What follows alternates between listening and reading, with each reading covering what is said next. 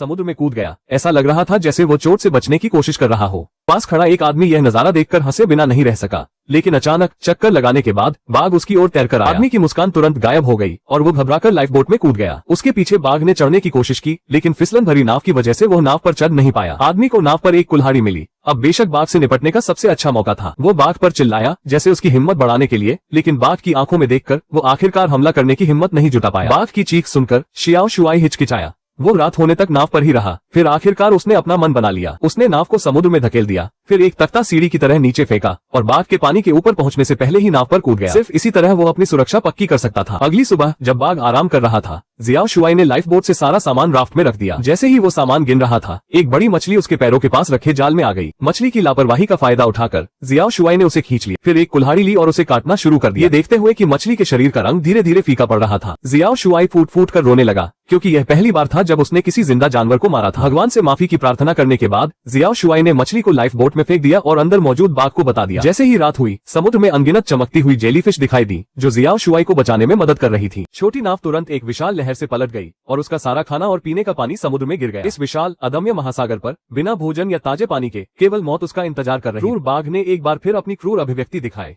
अचानक एक मछली ने उसे जमीन पर गिरा दिया। जियाओ शुआई के पास सोचने का समय नहीं था। लियान मांग ने मछली को बाघ की ओर फेंक दिया, लेकिन अगले ही पल मछलियों का एक झुंड प्रकट हुआ। ऐसा लग रहा था कि कहीं से भी नहीं आया। खुशी बहुत अचानक आए, जिससे लियान मांग को खाना इकट्ठा करना शुरू करना पड़ा। बाघ ने एक बड़ी मछली पकड़ी थी। जियाओ शुआई जानता था कि यह अपनी स्थिति मजबूत करने का एक अच्छा अवसर, इसलिए उसने मछली उठाई और बाघ का सामना किया। जियाओ शुआई के डराने धमकाने के तहत बाघ ने पहली बार पीछे हटने का फैसला किया, लेकिन जियाओ शुआई को बड़ी मछली को चुनते हुए देखकर वो अब भी अनिच्छुक महसूस कर रहा। उसे इस जानवर को पूरी तरह से काबू में करने का कोई तरीका ढूंढना। उस दिन लड़का एक लकड़ी की छड़ी लेकर नाव के पास आया। बाघ वापस लड़ने ही वाला था, लेकिन जरूरी मौके पर वो कुछ कदम पीछे हट गया और लड़के को अपनी ओर आते हुए देखने लगा। आखिर में उसने बात मानते हुए जमीन पर लेटना चुना। लड़के को एहसास हुआ कि सही समय है, इसलिए उसने मछली का मांस लकड़ी की छड़ी पर चिपका दिया और बाघ से कहता रहा कि उसका कोई बुरा इरादा नहीं है। बाघ को कच्ची मछली निगलते देखने के बाद ही लड़के को एहसास हुआ कि बाघ का कोई बुरा इरादा नहीं था। चाकू ने राहत की सांस ली, फिर डेक पर टैप किया और मछली का एक टुकड़ा फेंक दिया। बाघ नानहाई का मतलब समझ गया था। बाघ को काबू में करने का उसका प्लान कुछ हद तक कामयाब हो गया, लेकिन जब नानहाई ने उसे केबिन में आने दिया तो बाघ हिला नहीं। तब से नानहाई ने जानवरों को पालकर गुजारा किया। अपने खाली समय में वो राफ्ट पर आराम करता था। छोटी नाव पर बाघ बहुत पहले ही उसका सबसे अच्छा दोस्त बन गया। जिया और टियान जितना हो सके उतना ताजा पानी इकट्ठा करने की कोशिश करते थे। हालांकि एक दिन उसे कुछ पता चला।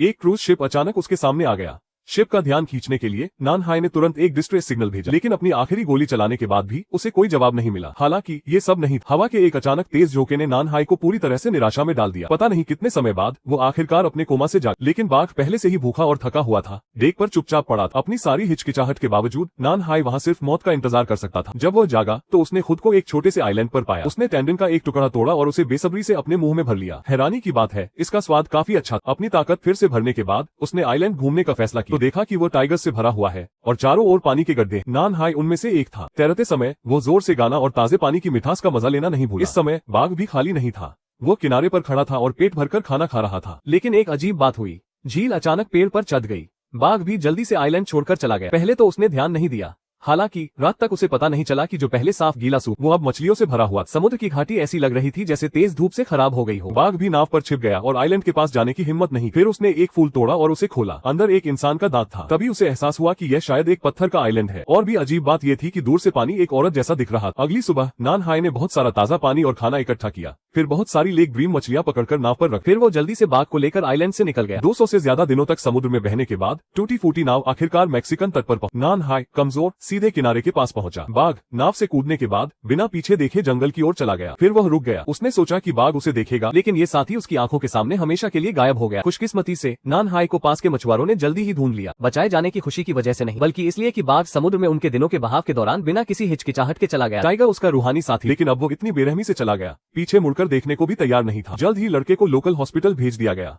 इंश्योरेंस कंपनी ने चेन चुआन की मौत का कारण पता लगाने के लिए लोगों को भेजा, लेकिन जब उस आदमी ने सच बताया तो वे नाराज हो गए, क्योंकि चाहे वो समुद्र में लाश का औरत जैसा दिखना हो या टाइगर के साथ उसका फैंटेसी एक्सपीरियंस, इन्वेस्टिगेटर ने एक भी बात पर यकीन नहीं किया। उनके लिए ये सब फैंटेसी कहानियां थी और इनका कोई मतलब नहीं था। बेशक उनके दिमाग में ये जवाब नहीं, लेकिन ताकाओ से मिले इंश्योरेंस गिफ्ट के लिए पाई को कहानी का दूसरा वर्जन बताना पड़ा। जब बच्चा पैदा हुआ तो जहाज का कुक पाई के पीछे लाइफ बोट पर गया। जबकि नाविक के पैर में चोट लग गई जब वो पानी में कूद गया। बारिश रुकने के बाद जिंदा माँ भी केले पर सवार होकर लाइफ बोट पर आई। इस समय बान दा घायल नाविक को रिप्रेजेंट कर रहा था और दा जिंगसिंग पाई की माँ केबिन में छिपा शिकारी कुत्ता को। पहले तो वे चारों शांति से रह सकते, लेकिन कई दिनों तक बिना खाए समुद्र में रहने के बाद उन्होंने इंसानियत का सबसे बुरा रूप दिखाया। बहुत बुरे रसोइये ने घायल नाविक के शरीर के टुकड़े टुकड़े कर दिए, यहाँ तक कि खुद को दिलासा भी दिया कि घायल नाविक वैसे भी ज्यादा दिन नहीं जिएगा। रसोइये को नाविक की माँ का खून करते देखकर आखिरकार उससे रहा नहीं गया और उसने कातिल को थप्पड़ मार, लेकिन उस थप्पड़ की वजह से रसोइये ने बिना किसी रोक टोक के माँ का गला घोटकर उसे मार डाला। उसी समय नाविक की तरफ से कैदी ने अपनी माँ का बदला लेने के लिए उसी तरह उसके टुकड़े टुकड़े कर दिए।